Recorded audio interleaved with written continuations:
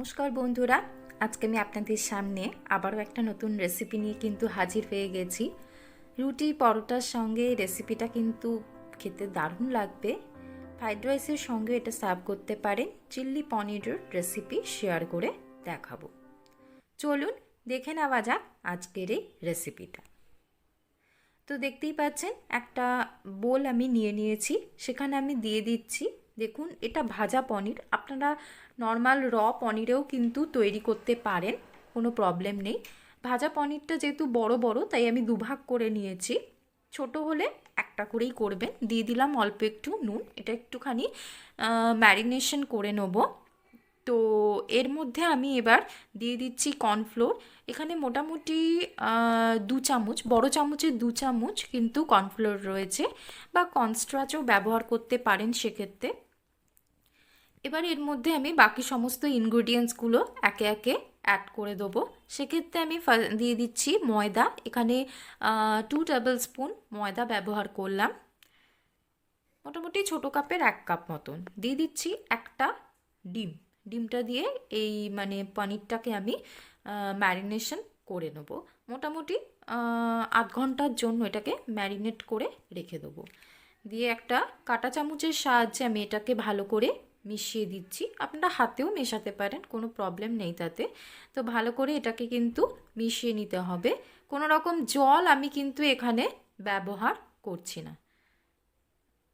দেখতেই পাচ্ছেন খেতে কিন্তু অসাধারণ হবে।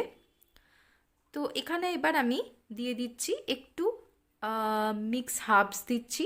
এটা সম্পূর্ণ অপশনাল, টেস্টটা একটু অন্যরকম লাগে তার জন্য দিয়ে দিলাম একটু অরিগ্যানো।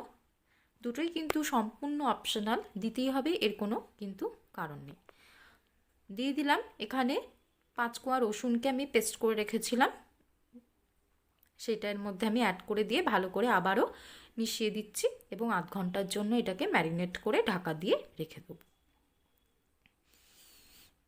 খুব ভালো করে কিন্তু এটাকে মিশিয়ে নিতে হবে, যাতে ভাজার সময় কোনো রকম অসুবিধা না হয়।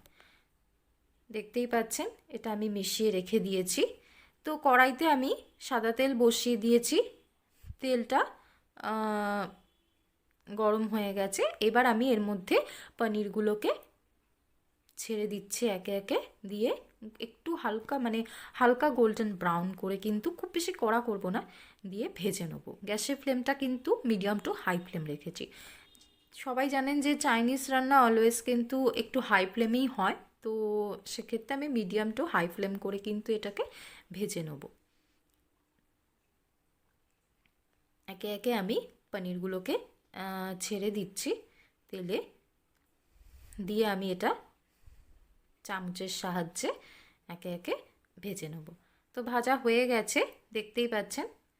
এবার আমি এর মধ্যে বাকিগুলোও কিন্তু ছেড়ে দিয়েছিলাম, তো একে একে তুলে নিচ্ছি। তো কড়াইতে আমি তেল কমিয়ে দিয়েছি, অতটা তেল লাগবে না, মোটামুটি 1 টেবিল স্পুন মতন সাদা তেল রয়েছে। সেক্ষেত্রে আমি দিয়ে দিচ্ছি 5টা রসুন, কোয়া রসুন আর কি, 5 কোয়া রসুনকে টুকরো টুকরো করে রেখেছিলাম, সেটা এর মধ্যে দিয়ে দিলাম। দিয়ে আমি এটা ভেজে নেব। গ্যাসের ফ্লেমটা এক্ষেত্রে আমি একদম লো করে দিয়েছি, দিয়ে আমি এটা হাই ফ্লেমে ভেজে নিচ্ছি।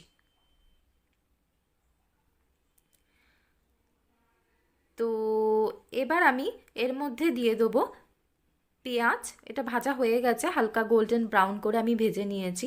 পেঁয়াজ আর একটা ক্যাপসিকামকে, দেখুন পেঁয়াজগুলো এইভাবে কেটেছি, আর ক্যাপসিকামকেও আমি এভাবে কেটেছি, সঙ্গে একটা কাঁচা লঙ্কাকে কুচি কুচি করে রেখেছিলাম, সেটা এর মধ্যে দিয়ে ভালো করে কিন্তু ভেজে নিচ্ছি। দেখতেই পাচ্ছেন আপনারা, ভালো করে কিন্তু এটাকে ভেজে নিতে হবে। আর এক্ষেত্রে আমি গ্যাসের ফ্লেমটা একটু মিডিয়াম টু হাই ফ্লেম করে দিয়েছি, দিয়ে আমি এটা ভালো করে ভেজে নিচ্ছি। এবার আমি এর মধ্যে দিয়ে দিচ্ছি অল্প একটু সামান্যতম নুন, যাতে পেঁয়াজ আর ক্যাপসিকামটা কিন্তু নরম হয়ে যায়। তো এটা আমি ভেজে নিচ্ছি। এবার আমি এটা ঢাকা দিয়ে ভেজে নেব। 10 মিনিটের জন্য এটা ভেজে নিচ্ছি।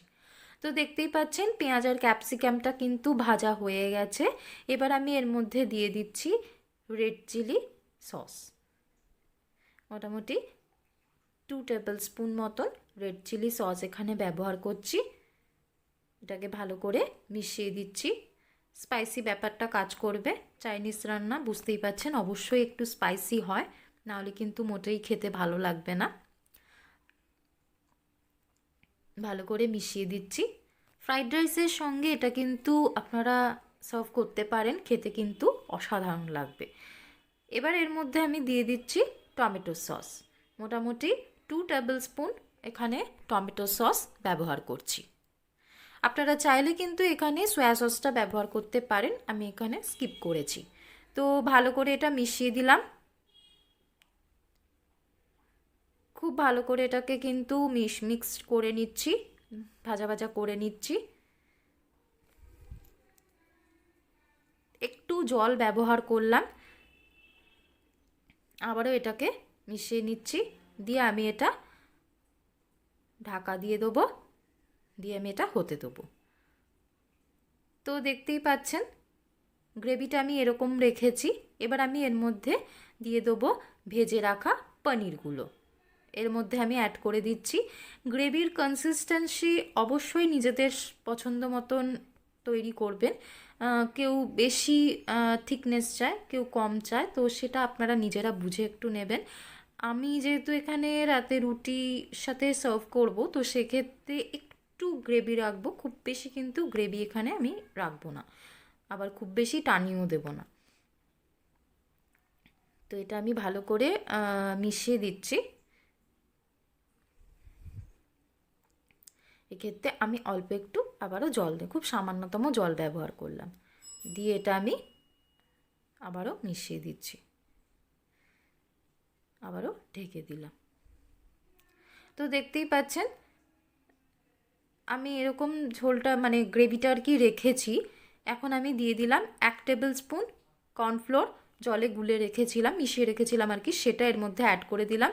তো এবার কিন্তু গ্রেভিটা অনেকটাই ঠিক হয়ে যাবে, তো গ্যাসের ফ্লেমটা আমি বন্ধ করে দিচ্ছি আর এটা ঢেকে দিচ্ছি। তো আমার এই চিল্লি পনিরের রেসিপি ডান। আমি একটা সার্ভিং বলে এটা সার্ভ করে দিচ্ছি। এটা বাড়িতে অবশ্যই ট্রাই করবেন, খেতে আশা করছি অবশ্যই ভালো লাগবে, বাচ্চাদেরও খুব ভালো লাগবে খেতে। রাতে রুটি পরোটার সঙ্গে এটা সার্ভ করতে পারেন, দারুণ লাগবে। বাড়িতে গেস্ট এলে ফ্রাইড রাইসের সঙ্গে সার্ভ করতে পারেন। তো অবশ্যই এটা বাড়িতে তৈরি করুন, আমাকে কমেন্ট বক্সে কিন্তু লিখে জানাবেন কেমন লাগলো। যদি ভালো লেগে থাকে চ্যানেলটাকে অবশ্যই একটা লাইক শেয়ার সাবস্ক্রাইব করতে ভুলবেন না। আজকের মতো এই পর্যন্তই, ধন্যবাদ।